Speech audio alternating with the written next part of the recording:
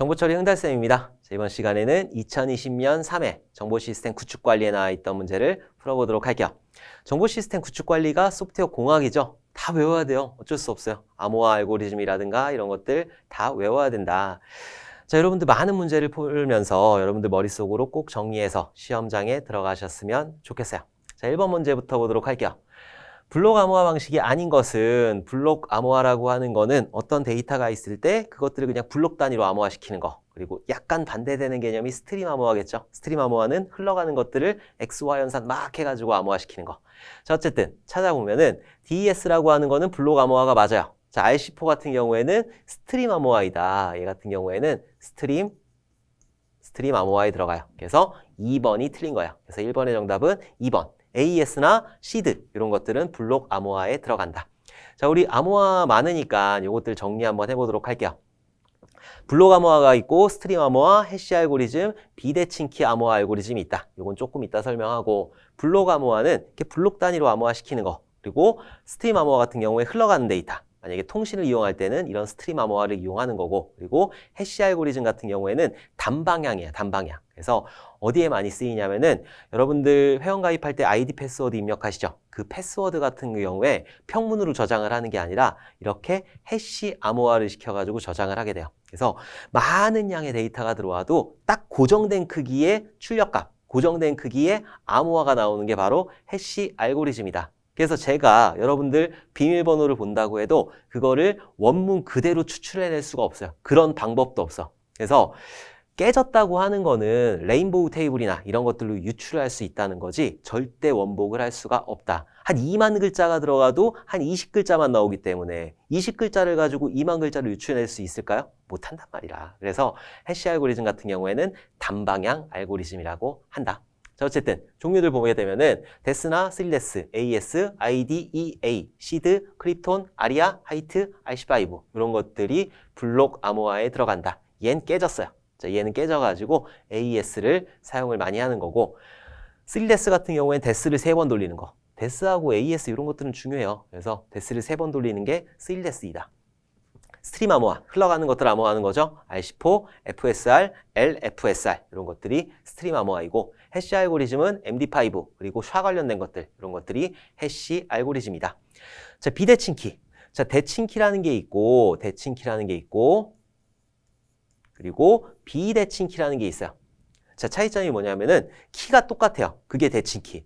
내가 만약에 영희한테 뭐 연애 편지를 줄 거예요. 그럼 막 쓴 다음에 요것들을 암호화시키는데 요 키하고 영희가 풀어야 되는 키하고 똑같아야 되는 거예요. 그러면은 이 키를 전달할 때 철수한테 전달을 했어. 그럼 철수가 이렇게 가면서 이 뭐라고 썼지? 이러고 볼 수도 있는 거야. 키를 가지고 있으니까. 키가 똑같아야 되니까. 키를 전달할 때 문제가 생기는 거죠. 대칭키 같은 경우엔. 근데 비대칭키는 뭐냐? 키가 2개가 있어요.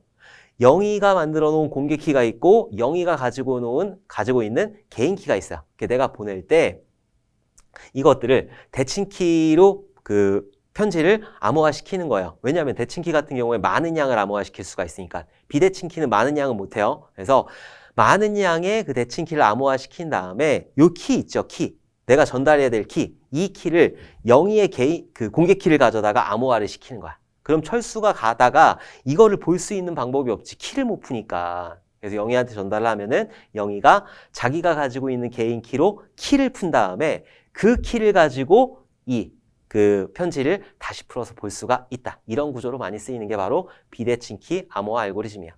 그래서 종류에는 RSA, 라빈, 엘가말, ECC, DSS 이런 것들이 비대칭키 암호화 알고리즘이다. 오케이?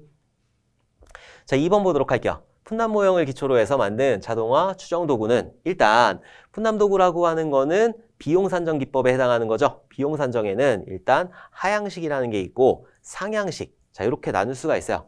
하향식 같은 경우에는 전문가가 와서 하는 기법. 전문가하고 델파이 기법.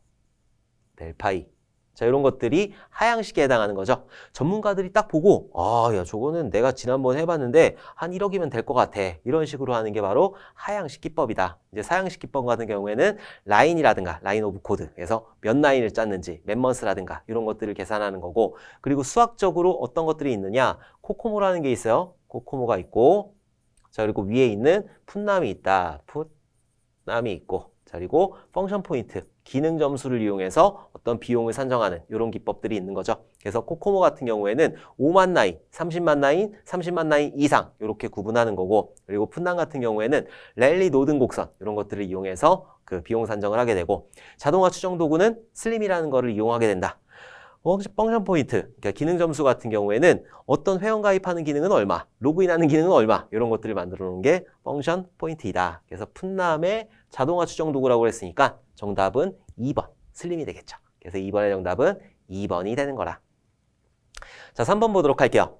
RIP에 대한 설명으로 틀린 것은, 일단 RIP를 알기 위해서는 IGP, 뭐 RIP 따로 알아도 되지만 이것도 구분을 하셔야 돼요. IGP라는 게 있고 EGP라는 게 있다. 그래서 IGP라고 하는 거는 안에 있는 거, 자치 시스템 안에서 돌아가는 프로토콜. 그래서 얘는 크게 대표적으로 RIP라는 게 있고 OSPF라는 게 있어요. OSPF가 있다. 그리고 EGP는 바깥으로 빠지는 거. 얘는 내부 AS라는 자치 시스템에서 돌아가는 거면은 EGP 같은 경우에는 바깥으로 빠져야 돼요. 그래서 BGP라는 게 있다. 자, 그리고 RIP 프로토콜은 거리 벡터 알고리즘이라고 그래요. 자, 그리고 OSPF 같은 경우에는 링크 상태 알고리즘이라고 한다. 자, RIP 같은 경우에는 라우터들이 이렇게 돌아다니는 그런 프로토콜인데, 라우터들끼리 상태를 교환하는 이런 프로토콜인데, 그 RIP는 15홉까지만 이동을 할 수가 있어요. 그 라우터를 15번까지만 이동을 할 수가 있고, 그리고 옆에 있는 상태, 뭐 라우터가 고장이 나든 느리든 이런 거 필요 없어. 그냥 몇 번 이동할 수 있느냐, 그런 거리 벡터 알고리즘을 이용하는 거고, OSPF 같은 경우에는 링크 상태, 이 상태들, 라우터들의 상태까지 계산해가지고 이동을 하는 게 바로 OSPF 그런 프로토콜이다. 자, 그러면은 RIP 한번 찾아보도록 할게요. 틀린 거 찾으라고 그랬으니까. 거리 벡터 라우팅 프로토콜이라고 한다. 제가 아까 거리 벡터라고 그랬죠? 그래서 거리 벡터이고, 소규모 네트워크 환경에 적합하다. IGP니까 당연히, 그리고 15홈만 이동할 수 있으니까 소규모 네트워크에 적합한 거고, 최대 홉 카운트를 이동할 수 있는 거를 115홉 이하로 한정하고 있다. 아니죠. 15홉 이하예요. 그래서 15홉까지만 이동할 수 있다. 자, 최단 경로 탐색에는 벨만 포드 알고리즘을 사용한다. 그래서 3번의 정답은 3번. 최대 홉 카운트는 15홉을 이동한다는 거. 그리고 RIP하고 OSPF 이런 것도 있다는 거 꼭 기억을 해두셔야 돼요. 자, 4번 보도록 할게요. 정보 보안의 3대 요소에 해당하지 않는 것은, 이거 외워야 돼. 이거는 기밀성, 무결성, 가용성. 제가 이거 고등학교 때 배웠나? 그랬는데 지금까지 기억하고 있잖아. 기밀성, 무결성, 가용성. 기밀성, 저 북한에 계신 분 말고 기밀성이에요.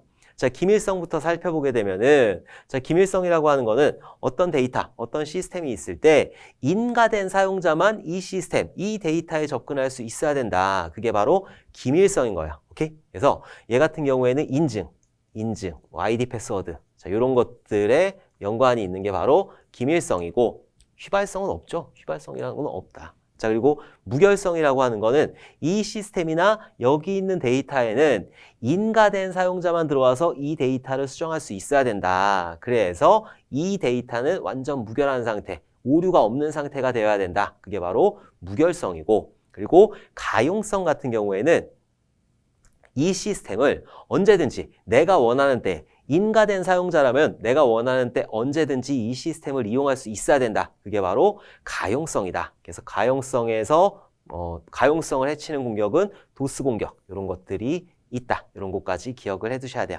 자, 4번의 정답은 2번. 휘발성이라는 건 없다. 기밀성, 무결성, 가용성, 이거 세 개는 꼭 기억을 해두셔야 돼요. 오케이? 자, 5번 보도록 할게요. 소프트웨어 개발 모델 중 나선형 모델의 4가지 주요 활동이 순서대로 나열된 것은, 나선형 모델 같은 경우에는 4가지로 돌아가고 있는데 위험 분석이라는 게 있어요. 그죠? 위험 분석이라는 게 있다. 그래서 처음에 계획을 한 다음에 그 다음에 위험 분석을 하게 되는 거죠. 자, 위험 분석을 한 다음에는 그 다음에 이제 실제로 개발을 해야 되겠죠. 여기서 개발을 진행을 하게 된다. 자, 그리고 나서 개발이 끝났으면은 고객의 평가를 받아야 되는 거죠. 자, 이렇게 나선형으로 계획부터 위험 분석, 이렇게 평가, 이렇게 쭉쭉 나선형으로 이렇게 해서 점진적으로 소프트웨어를 발전시키는 게 바로 나선형 모델이다. 자, 4가지를 순서대로 써보게 되면은 처음에 계획을 수립해야 돼요. 그래서 A라는 계획을 수립한 다음에 그 다음에 뭐 한다고요? 위험 분석한다고요. 위험 분석이 D에 있죠. A, 그 다음에 D. 자, 그 다음에 실제로 개발을 해야 되는 거예요. 개발을 진행을 한다. C라는 걸 진행을 하고 마지막으로 고객평가를 진행을 하는 거죠. 자, 고객평가를 진행을 한 다음에 다시 돌아가서 이렇게 진행을 하는 게 바로 나선형 모델이다. 그래서 A, D, C, B, A, D, A, D, C, B 순으로 반복을 하게 된다. 그래서 5번의 정답은 2번 A, D, C, B가 되는 거예요. 나선형 모델 절차 나올 수 있으니까 꼭 알아두셔야 되는 거고 폭포수는 뭐 말할 것도 없고 폭포수 한번 써볼까요? 폭포수 처음에 계획한 다음에 분석하고 그 다음에 설계 그리고 구현 그 다음에 테스트 마지막으로 유지운영 자 이런 식으로 진행을 하게 된다. 비용이 가장 많이 드는 단계는 유지운영 단계가 비용이 가장 많이 들게 된다. 자 그리고 V 모델도 있었죠. 자 V 모델 개발 절차에 맞춰서 테스트를 진행해야 되는데 여기서는 단위 테스트를 진행하고 단위 테스트가 끝나면 통합 테스트를 진행하고 그 다음에 시스템 테스트, 인수 테스트 돈 받으려면 인수 테스트 해야 되는 거예요. 자 이런 식으로 단위 테스트, 통합 테스트, 시스템 테스트, 인수 테스트 꼭 기억을 해두셔야 돼요. 인수 테스트에는 알파 테스트하고 베타 테스트 그리고 시스템 테스트에는 기능 테스트 그리고 비기능 테스트 이런 것들이 있다. 그리고 통합 테스트에는 빅뱅 테스트하고 그리고 상향식, 하향식 이런 테스트가 있다는 거 너무너무 많이 해가지고 여러분들 귀에 못이 박혔을 거라 믿어 의심치 않아요. 자 이런 것들도 여러분들 같이 기억을 해두셔야 돼요. 오케이? 자 6번 문제 보도록 할게요. 빅데이터 분석 기술 중 대량의 데이터를 분석하여 데이터 속에 내재되어 있는 변수 사이의 상호관계를 규명하여 일정한 패턴을 찾아내는 기법은 빅데이터는 많은 데이터잖아요. 많은 데이터 중에서 그 다 쓸모가 없어. 그래서 내가 원하는 것들만 채굴해내는 거 그런 것들을 보고 데이터 마이닝이라고 한다. 그래서 6번의 정답은 데이터 마이닝이 되는 거예요. 그래서 뭐 외워둬야죠. 못 적었어요. 6번의 정답은 데이터 마이닝이에요. 자 7번 보도록 할게요. 실무적으로 검증된 개발 보안 반복론 중 하나로서 소프트웨어 보안의 모범 사례를 SDLC에 통합한 소프트웨어 개발 보안 생명주기 방법론은 그러니까 SDLC라고 하는 거는 여러분들이 생각하는 폭포수 모형 생각을 하시면 돼요. 처음에 계획하고 분석하고 설계하고 구현하고 테스트하고 유지 운영하고 이런 단계들이 있잖아요. 이런 단계들을 7가지 포인트를 모아가지고 그 단계에다 보안을 적용한 거 이 전체 SDLC 라이프 사이클 전체에다가 적용을 한 게 바로 7 터치 포인트이다. 그래서 7번의 정답은 7 터치 포인트가 되는 거예요. CLASP도 마찬가지로 SDLC에다 적용을 하긴 하는데 초기에 초반에 적용하는 거 그게 바로 CLASP이고 그리고 CWE 같은 경우에는 취약점 관리하는 취약점 그리고 PIMS는 개인정보 관리 식별체계 이런 것들이 PIMS라고 한다. 그래서 SDLC 전반적인 모델에 적용하는 보안 생명주기 방법론이라고 했으니까 그거는 7 터치 포인트가 된다. 오케이? 자, 8번 보도록 할게요. 소프트웨어 생명주기 모형 중 고전적 생명주기 모형으로 선형 순차적 모델이라고도 하며 타당성 검토, 계획, 요구사항 분석, 구현, 테스트, 유지보수 단계를 통해 소프트웨어를 개발하는 모형은 볼 것도 없어. 그냥 폭포수 모형인 거죠. 그래서 8번의 정답은 폭포수 모형이다. 자, 애자일 모형이라고 하는 건, 애자일 방법론이라고 하는 거, 애자일이라고 하는 게 뭐 날렵한 이런 것들의 이런 뜻을 가지고 있잖아요. 그래서 좀 빠르게 개발하자. 폭포수 방법론 같은 경우에는 밑으로 떨어지면 다시 위로 올라갈 수가 없어요. 근데 애자일 같은 경우에는 소통을 통해서 이런 것들을 계속적으로 왔다 갔다 하자는 거죠. 그리고 폭포수 모형 같은 경우에는 문서 이런 것들을 되게 중요시해요. 근데 애자일 모형에서는 문서라든가 이런 것들을 별로 중요시하지 않는다. 뭐 있기는 해야 돼요. 있기는 하지만은 너무 중요시하지 않는 게 바로 애자일 모형. 그래서 XP라는 게 있고 그리고 스크럼이라는 게 있고 그리고 FDD라는 게 있고 그리고 크리스털 패밀리 자 이런 것들이 애자일 모형에 들어가는 거다. XP의 5가지 원칙 이런 것들하고 뭐 12가지 뭐 어쩌고저쩌고 그런 것도 있으니까 그것도 한번 알고 계셔야 돼요. 자 그리고 스크럼이라고 하는 거는 15분 단위로 회의를 하는 거고 스플린트 단위로 이렇게 프로젝트를 30일마다 한 번씩 돌리는 거 이런 특징을 가지고 있다. FDD하고 크리스털 패밀리는 그냥 그런 것들이 있다라고만 알아두시면 된다. 뭐 컴포넌트 기반 반복론에서 컴포넌트를 많이 만들어 놓고 이것들을 하나씩 빼가지고 쓰는 게 바로 컴포넌트 기반 방법론이다. 여기 있는 그 것들만 좀 알아두시면 될 것 같아요. 그래서 8번의 정답 이렇게 순차적으로 수행하는 거 이런 것들은 고전적인 폭포수 모형이 된다. 오케이?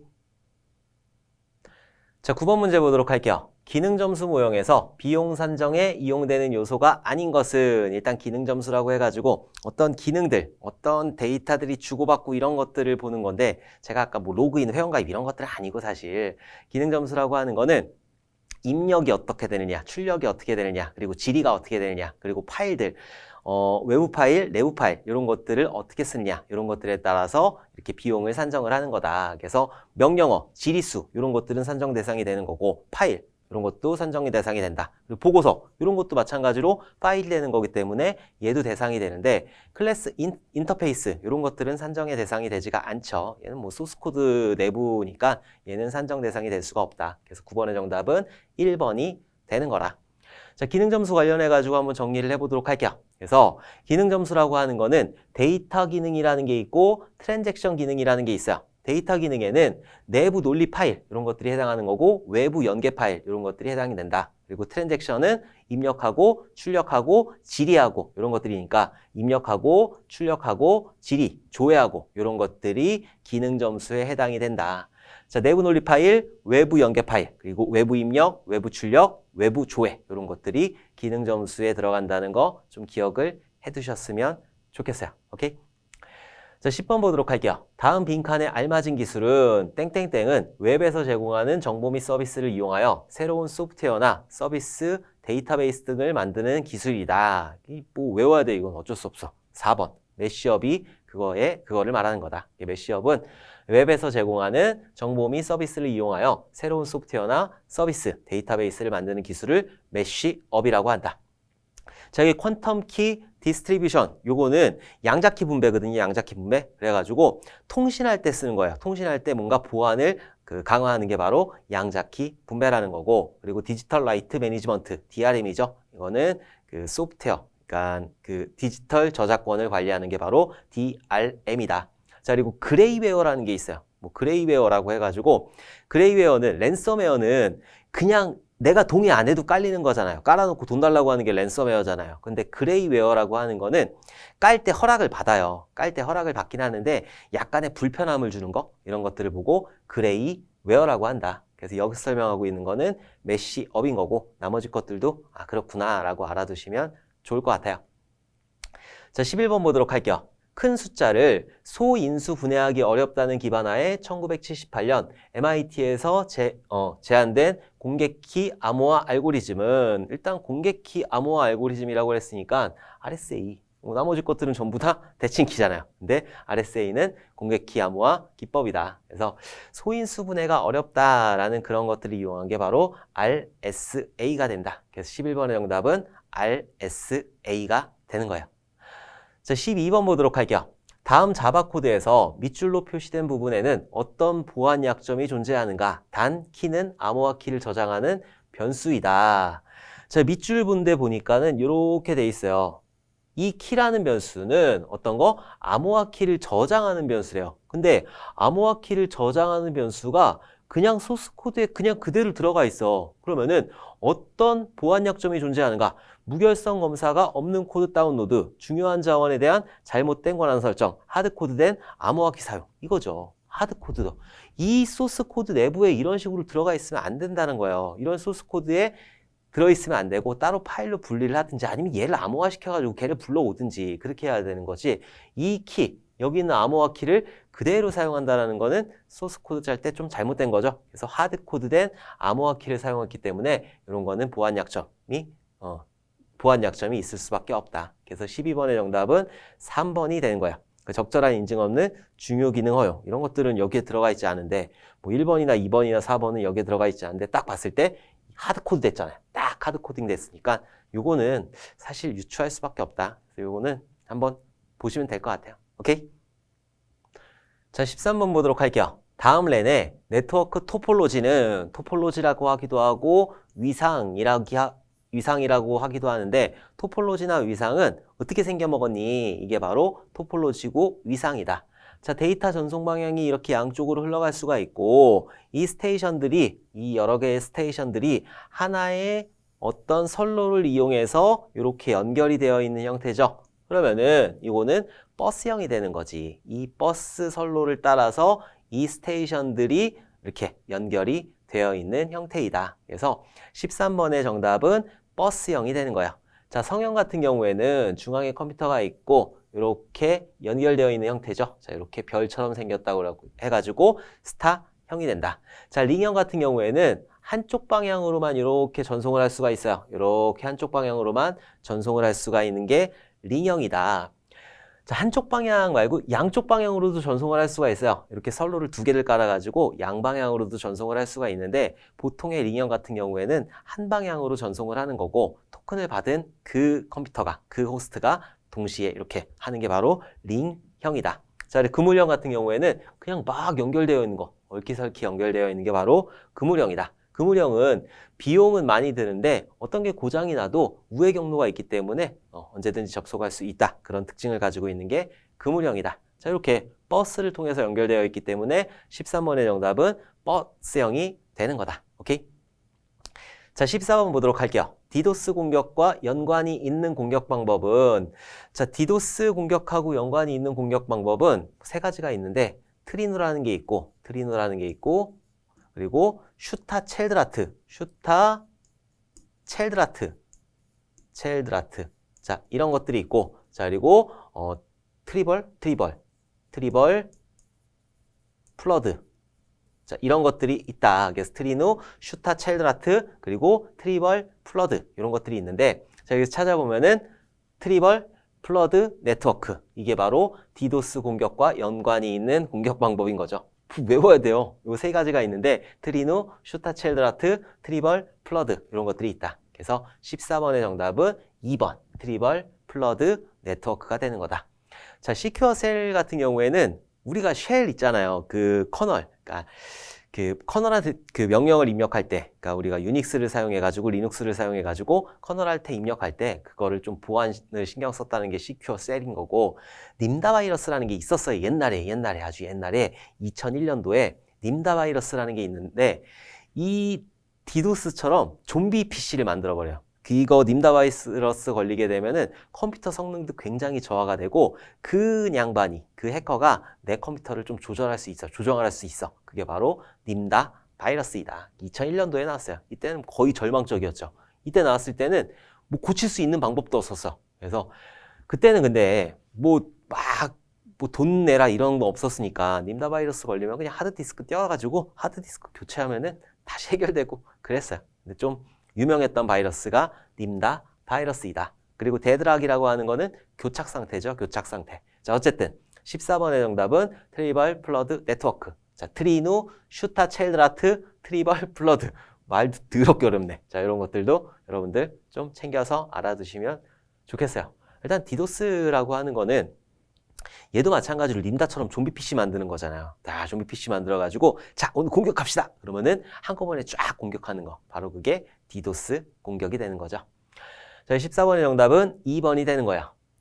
자, 15번. CPM 네트워크가 다음과 같을 때 임계 경로의 소요 기간은 그래서 퍼트 CPM이라고 그러잖아요. 이게 퍼트 차트이고 거기서 CPM을 구하는 거죠. CPM 같은 경우에는 임계 경로 구하는 거예요. 최단거리. 그래서 최단거리를 구하는 건데 사실은 최장거리를 구하는 거예요. 왜냐하면 이 프로젝트가 수행이 될 때 가장 긴 시간이 가장 최적의 시간이잖아요.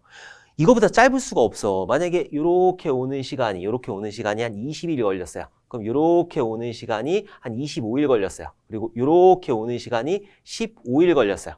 그러면은 최장기간은 25일인 거잖아요. 근데 여기는 15일 걸렸어. 15일 안에 끊어. 말도 안 되는 거죠. 왜?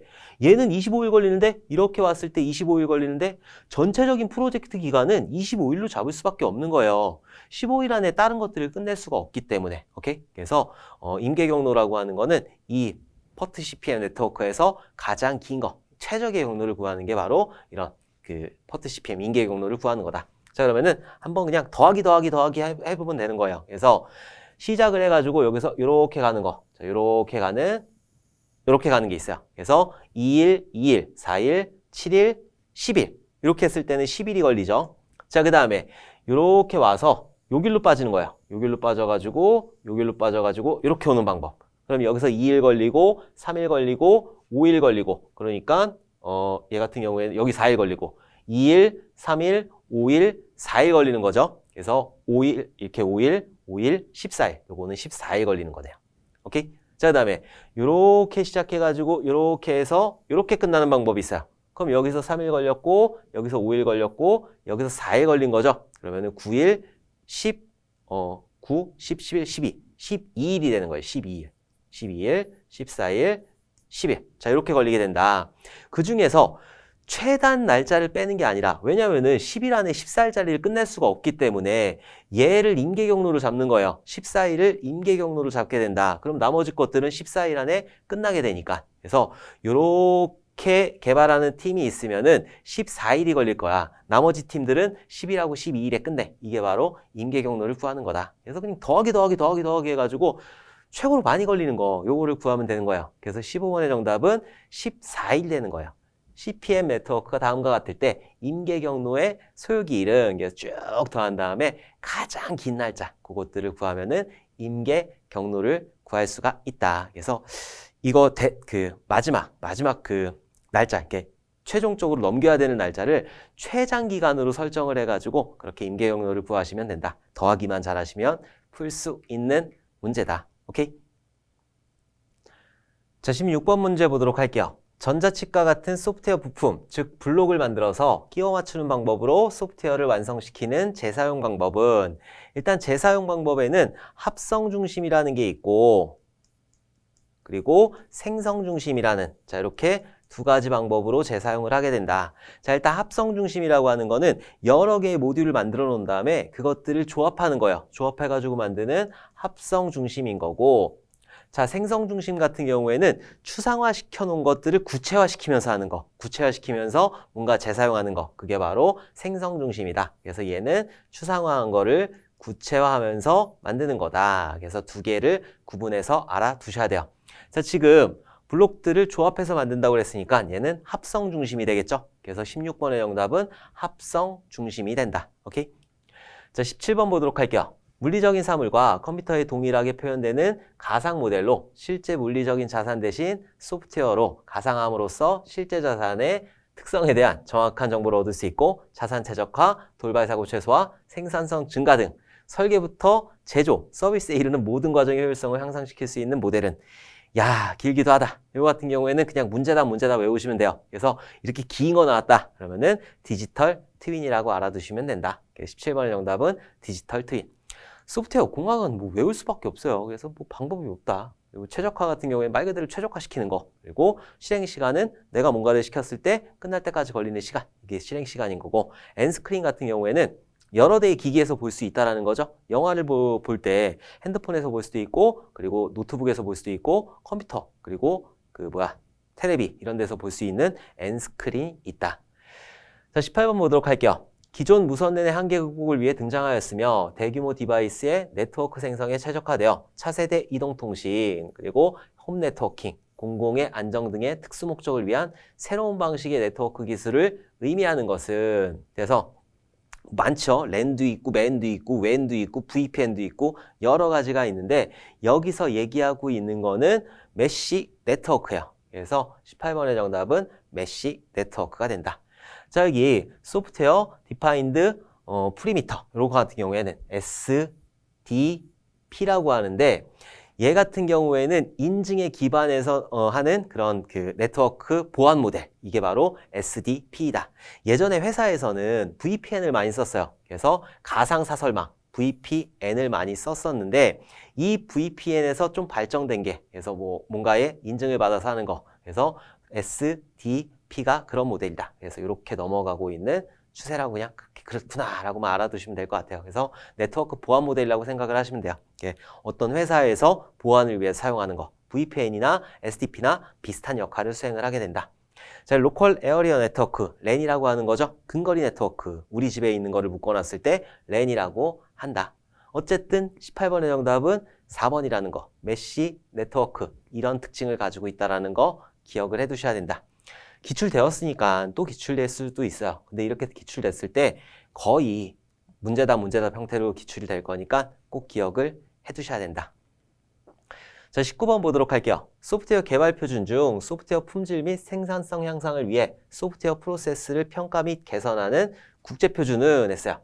자, 일단 소프트웨어를 만들어가지고 품질을 보는 거. 품질을 보는 건 ISO IC 9126이라고 그랬죠. 그래서 요거는 어떻게 외운다? 기, 신, 사, 효, 유, 이. 요렇게 알아두셔야 돼요. 그래서 기능성, 신뢰성, 사용성, 효율성, 유지보수성, 이식성.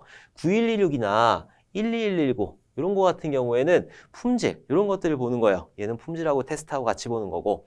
그리고 이런 것들을 만드는 거, 이 소프트웨어를 만드는 거는 스파이스라고 하는 거죠. 그래서 얘는 유럽에서 만든 거예요. 요거 말고 CMMI 이런 것들도 있다. 미국에서 만들었는데 유럽 애들은 그대로 갖다 쓰지 않으니까 스파이스라는 걸 만들었고 얘는 0에서부터 5단계, 얘는 1에서부터 5단계. 기업을 분리를 한 거예요. 이런 소프트웨어를 만드는 그 기업의 그 역량, 그 프로세스를 그 소프트웨어를 만드는 프로세스를 평가하는 모델을 0에서부터 5단계, 1에서부터 5단계로 분리를 한 거죠. 그래서 3단계 정도가 되어야지 쟤네가 소프트웨어를 조금 만들 수 있겠구나 라고 하는 게 바로 이런 스파이스나 CMM이다. 그래서 기억을 해두시면 돼요.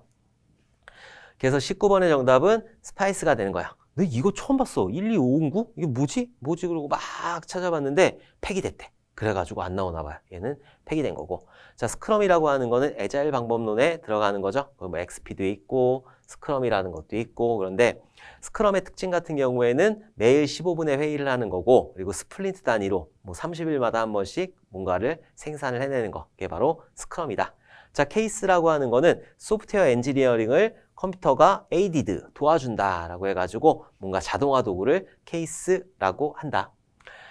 자, 20번 보도록 할게요. 코코모 모델의 프로젝트 유형으로 거리가 먼 것은 했어요. 얘는 코코모 모델이라고 하는 건 수학적 기법인 거죠. 그래가지고 어떻게 나누냐? 조직형이라는 게 있고, 그리고 조직형이 있고, 반분리형이라는 게 있어요. 반분리형이 있고, 그리고 내장형. 자, 이렇게 분리를 하게 되는데, 조직형 같은 경우에는 5만 라인 기준으로 5만 라인 이하, 그리고 반분리형 같은 경우에는 30만 라인 이하, 30만 라인 이하, 그리고 내장형 같은 경우에는 30만 라인 이상, 얘는 이하, 이렇게 분리를 하게 된다. 그래서 거리가 먼 거 찾아보니까 오가닉, 얘는 조직형이고, 세미 디텍치드, 얘 같은 경우에는 반분리형이니까 맞고, 인베디드, 얘도 맞는 거죠. 시퀀셜, 요거 아니죠. 요거는 해당 사항이 없다. 그래서 코코모 모델에 해당하는 거는 1, 2, 3번이 되는 거예요. 그래서 20번의 정답은 4번이 되는 거라. 코코모 모델에 있는 것들 여러분들 꼭 기억을 해두셔야 돼요. 오케이? 그리고 펑션 포인트 뭐 이런 것도 있었고, 수학적 모델에는 펑션 포인트나 풋납 이런 것들이 있었다라는 것도 꼭 기억을 해두셔야 된다. 오케이? 자, 이렇게 해서 정보 시스템 구축 관리에 있는 20문제를 다 풀어봤어요. 근데 정보 시스템 구축 관리 같은 경우에는 그냥 외우는 수밖에 없어요. 뭐 이거를 쉽게 외울 수 있는 방법이 있는 것도 아니고, 그래서 정보 소프트웨어 공학 이쪽 파트가 되게 힘든 파트예요. 뭐 다 외울 것도 많아. 무슨 폭포수 모델도 있고, 나선형 모델도 있고, 프로토타입 모델도 있고, 애자일 방법론도 있고, 이런 것들이 많아서 좀 외울 것들이 많은데, 그 정보 시스템 구축 관리 같은 경우에는 그 기출된 문제들을 위주로 여러분들 좀 암기를 해주셨으면 좋겠어요. 자, 이번 시간도 여러분들 너무너무 수고 많으셨고, 우리 다음 시간에 웃는 얼굴로 다시 뵙도록 하겠습니다. 감사합니다.